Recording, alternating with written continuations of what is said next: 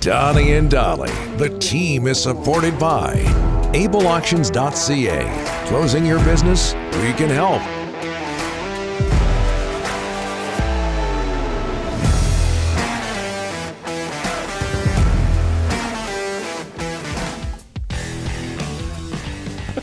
Man, you mentioned the old spaghetti factory and Brother John's. What happens?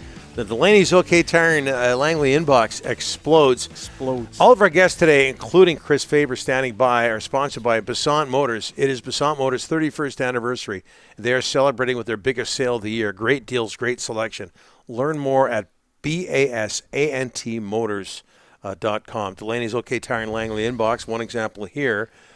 Joe F. White Rock. Morning, guys. Best thing about the old spaghetti factory in Gastown. Remember this? Having supper with my family in the caboose. Caboose. Remember they had a caboose there? I told you, the old spaghetti factory in US for me. Did they have a caboose though? No, they didn't have a caboose. No, they had like a train's caboose or like a. Do you know what a caboose is, Rick? No, I don't know what a train. Isn't it on a train? It's a form of a cat. Rear end of the train. Yeah. All right. There used to be, Chris is standing by going, why the hell did I agree to go on with these guys? There used to be a restaurant in downtown Vancouver or near downtown called Victoria Station, and the whole restaurant was like, it was a remodeled train. Like, wow. Yeah, or train cars. The whole place. Yeah. I think. It was the 70s. So maybe my mind wasn't exactly clear. This monk thing messed up with Brother John's. Yeah. Fryer, right? It's a fryer. There's the logo. Yeah. Well, that's not the one I was thinking of. You said the yellow paper.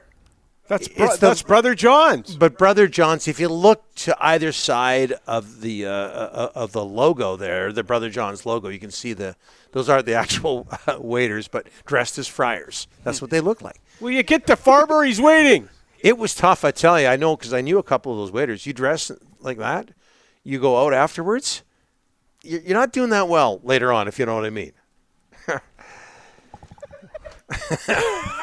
What's under that friar costume? Anyway, I don't know what the segue is going to be. Is this first time on the show? Look what we do. Good guy. I've been begging for this guy to come And on. last. Canucks Army, Canucks Conversation podcast. Chris Faber joins us now. Chris, thanks for doing this. How are you, sir? Doing good, guys. Appreciate the invite here. I know it's quite the introduction there, coming in off of whatever that was. Yeah, okay. That's very old school Vancouver. You can look it up. Brother John's, Victoria Station, old spaghetti factories all over. Still around. I'm sure they'll get right on that, Chris. By the way, I have to say this, that we've been doing this show for quite a while, but what? Almost 2 years. Almost 2 years. We often use Chris's information and video, so we thank you so much for that. What you do on Twitter is just absolutely tremendous. Jack Rathbone, what was your take on his performance yesterday, and what do you expect from him this season? Where he's going to play, how much he's going to play, that sort of thing. Yeah, I'd love to see him play 25 minutes a night in the first preseason game. I mean, that was excellent. And to get an opportunity to play on that power play, I think that's where he's going to bring a lot of his offense, is just being able to have that shot on the power play. It's a massive strength in his game. We saw it last year a lot in the AHL. I remember a play of him just, skating coast to coast, crossing the blue line and wiring a slap shot, and just being able to beat AHL goaltenders like that with such relative ease. I mean, Jack Rathbone's really going to bring some offense to the depth of this defense core if he is there. And I think him playing with Luke Schenn's kind of indicating this could be the third pair for the Canucks when they open up training camp. So a lot of hype about this kid. He worked on his defensive game last year in the A and now getting this opportunity at the NHL. I really like that he's skating with Luke Schenn to start the preseason now. Yeah, and we all know what a great job Luke Schenn has done mentoring Quinn Hughes. It makes sense that he'd be paired with Jack Rathbone. Where are you? Because he received a lot of compliments over the last week or so. Where are you when it comes to Nils Höglander?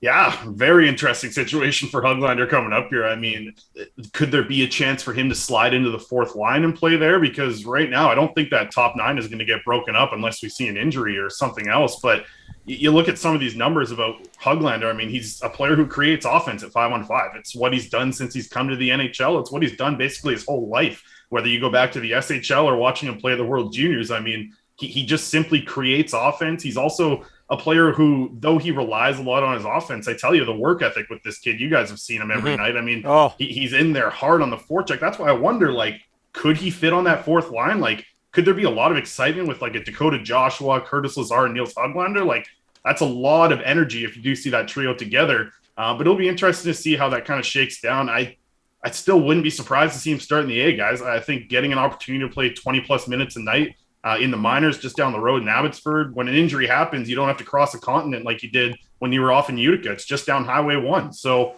I'm curious what that does to his confidence if he does get sent to the AHL. I know players from the SHL, they don't really love coming over to North America and then having to be put in the AHL. It's not a situation these Swedish players really like. But honestly, like he's kind of like a sleeper pick right now for the Canucks. If you are looking at that top 9 and you need a body, whether it be because of bad play or because of an injury, at least you can rely on Höglander. Like, could be very early on in the season to see him hop right back in the lineup. But I don't know if he's going to start on opening night right now. Chris, let's get to the goaltending. Seelov's looking good in Whistler. Looked good last night. 7 saves on the power play, all 7 he stopped. But talk about his future, his development. He clearly, to me, looks like the goalie of the future in Vancouver. Yeah, and it's going to really be interesting to see what happens with Abbotsford. I know you talked to Rutherford earlier today, Rick, and seeing you talk about even having positive results kind of come from Mikey DiPietro's training camp. That whole situation is wild, what's going to happen in the AHL. I mean, you bring in D'Elia, he's kind of expected, I think, to be the starter, but from the play that you've seen from Seelovs already, whether it be at Young Stars, whether it be at the World Championships when he was ripping it up and playing excellent, or just now already, and I think even in one period of preseason play throughout training camp, like, I don't know, I'm not like a goalie expert, but I can tell you, like, there's something with this Seelovs kid. Like, it's like that it's when you see a goalie like flopping around and you're like, oh, he's never going to save this. With Seelovs, you get a feeling like when he scrambles, it's like he's going to make that stop. Like, he just seems to have it, right? Like, I don't know what it is, but Seelovs tends to have it. And I mean, for a kid who's 21 years old, if he can push to be the starter in Abbotsford this year, I think that would be an ultimate huge win for development. And that's from the development from the goalie staff, right? You know, Ian Clark, Marco Terenius, they do an excellent job of developing goaltenders in this system. We've seen it already, even with Spencer Martin, Thatcher Demko. But for me, if we end this hockey season and we're going into the AHL playoffs and Artur Seelovs is a starter in Abbotsford, it's a massive win. And honestly, the way he's playing right now, like, it could be a realistic possibility to see that this year. Last year in Abbotsford, and you spent a lot of time in Abbotsford last year, there was a veteran team, a lot of vets there. They're going to go younger this year in Abbotsford. There's going to be a lot of young guys in the top 9. Talk about the change in philosophy from a veteran team in Abbotsford to much younger this year. Yeah, I spent a lot of time in Abbotsford. Shout out Lou's for the pregame wings, the best wings they got out there in Abbotsford. It's no Brother John's. It's no Brother John's. Hold it. Sure. Is there an old spaghetti factory in Abbotsford? There's probably a couple of those, but I don't know if they go by that name out there. But I think just watching Abbotsford last year, like, they did rely upon Sheldon Dries, Phil DiGiuseppe, even Justin Bailey quite a bit. Madison Bowie's another example, like a defenseman they really relied upon who is gone now. And I think it's going to be a really interesting shift to see, you know, what does it look like when this team had to depend on their top talent and looked like a really strong team throughout the season. Now it's like, you know, does Niels Almond look good in the AHL? Is Linus Karlsson a player that you really like in the A? Arshdeep Bains, I really like the shift that we're seeing here. Not only that, but also the shift in coaching, right? Like, seeing Jeremy Colleton come in here, great to chat with him throughout the Young Stars. I'll definitely be talking with him a lot. We're going to have Abbotsford training camp, I believe, this weekend coming up here.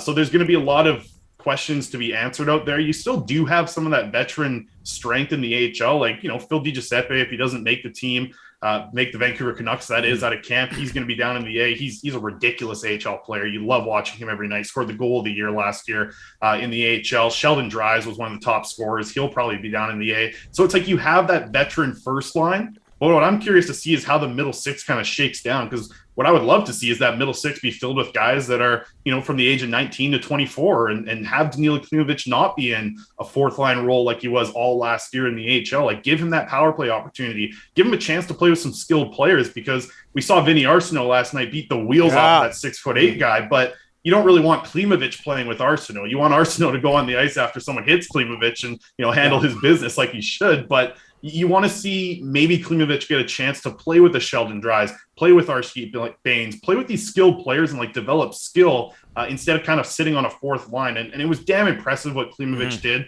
as an 18-year-old, but you want to see him with these skilled guys to really see him reach his potential. Okay, Chris, before we let you go, and I think I've got this right, give us your hot take on who you think the Canucks' leading scorer will be.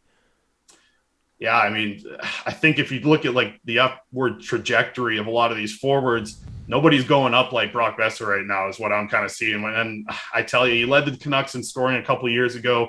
I think he's going to be a player who's going to really start to get close to that 40 goal mark. I don't think he's going to get as many of those kind of secondary assists on the power play. And even depending on how that power play shakes down, we saw Kuzmenko in kind of the net front position that's also going to be behind the net. Though I do think they like Brock Besser there, I'm going to kind of take my hot take out here and say Brock Besser leads the Canucks in scoring. I don't know if JT Miller is going to repeat his 99-point season. I kind of expect him to be more around point per game. But if Brock Besser explodes this year, like he has all the potential to be one of the best scorers in this league. And if he's playing on a top line with a JT Miller, he's probably going to pick up a lot of assists playing with him. So my hot take is, yeah, Brock Besser is going to lead the Canucks this year in scoring. Now, when you say scoring, points or goal scoring? Both. Yeah, I'm going to go with both. I think this is a year where he really breaks out. And, I mean, Pettersson's in that same spot where you expect maybe a breakout season for him to come. Yeah. I think he's going to get a lot of points on the power play. I'm not sure. Like, if I'm going 5-on-5 points, my top three are going to be Connor Garland, Brock Besser, and JT Miller for points this year. This has been great. Chris, we'll get you back. Thanks so much, my friend. Absolutely. I'm surprised you didn't ask about prospects here. I got, beer league play, Jonathan Lecaramaki scoring points. Everything's happening. Well, we'll get you on next week then. If Taylor didn't talk about restaurants for an hour, we would have got this in. Next week. Hey, that's what makes the show. Have a good one, guys. All right. All right, Thanks, Chris. Good guy. I love that guy.